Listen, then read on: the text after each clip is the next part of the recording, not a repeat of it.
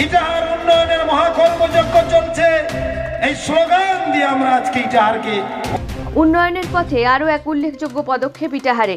বারডাঙ্গিতে নদী ভাঙন প্রতিরোধে বোল্ডার দিয়ে 1 কিলোমিটার প্রতিরোধের কাজের শুভ সূচনা করলেন এলাকার জনপ্রিয় বিধায়ক ও উন্নয়নের রূপকার মোশাররফ হোসেন।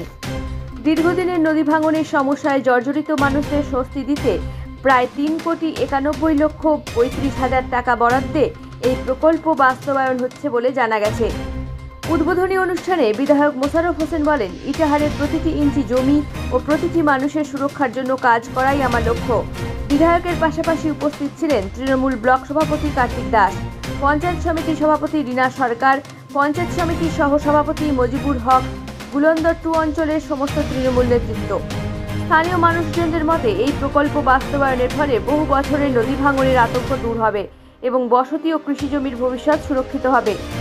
উদ্বোধনী মঞ্চে জমে ওঠে সাংগঠনিক নেতৃত্ব ও সাধারণ মানুষের উপস্থিতিতে উন্নয়নমুখী এক উজ্জ্বল পরিবেশ।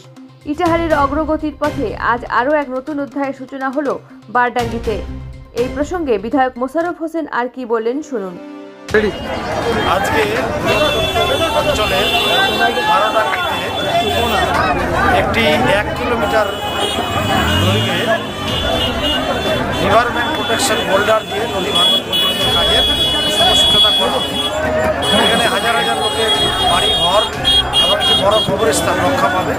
দীর্ঘদিনে এটা তাদের দাবি ছিল, 10-15 বছর ধরে, কিন্তু হয়নি আগে। তা আমাকে তারা জানিয়েছিল মাননীয় মুখ্যমন্ত্রী মমতা বন্দ্যোপাধ্যায়ের অনুমোদনে এবং সেচ দপ্তর থেকে এটা আমি বর্ষার আগে বরাদ্দ করেছিলাম। এখন নদীর জল কমেছে, সেই জন্য আজকে তার কাজ শুরু হলো। প্রায় 4 কোটি টাকা ব্যয়ে এই বোল্ডারের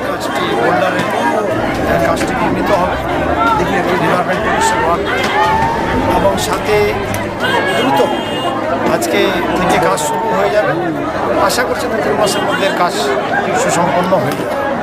এলাকার লোক খুব খুশি, আপ্লুত, উজ্জীবিত। তারা দীর্ঘদিনের দাবি তাদের পূরণ হলো। শুধু এটাই নয়, আমরা আগামীতে এই মাসে এবং ডিসেম্বর মাসে মিলিয়ে প্রায় আরও 3টি নদী ভাঙন বাড়ে বাড়ানোর কাজ আমরা শুরু করি। এইভাবে এটা আর এগিয়ে যাচ্ছে, এগিয়ে যাবে। পর্যায়ক্রমে বিভিন্ন কাজ আরও উদ্বোধন কাজ শুরু হবে। এখন আপনিও রিপোর্টার, আপনার এলাকার যে কোনো খবর পাঠান এই নম্বরগুলোতে।